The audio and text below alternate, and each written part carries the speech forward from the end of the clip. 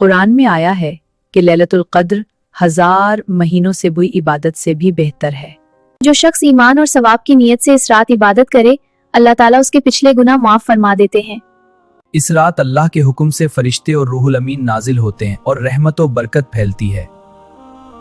लैलतुल क़द्र में की जाने वाली दुआएं बहुत ज्यादा कबूल होती हैं, इसलिए इस रात कसरत से दुआ करनी चाहिए। रमजान में वैसे भी कुरान पढ़ने का अजर ज्यादा है, लेकिन लैलतुल क़द्र में कुरान की तिलावत का सवाब कई गुना बढ़ जाता है।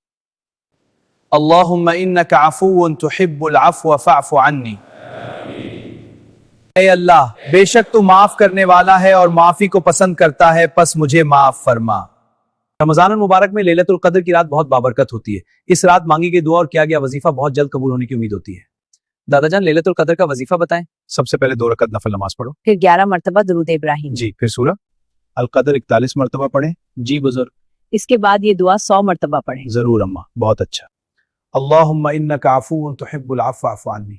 अल्लाहुम्मा बारिक अला मुहम्मद व अली मुहम्मद। आखिर में दोबारा 11 मरतबा दुरूद शरीफ पढ़कर अल्लाह से अपनी हाजत मांगे। जी दादी जान। हाँ बेटा, शुरू करो। अल्लाहुम्मा सल्ली अला मुहम्मद। बहुत अच्छे।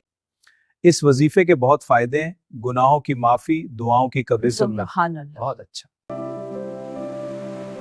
वीडियो पसंद आए तो लाइक और सब्सक्राइब करें। शुक्रिया।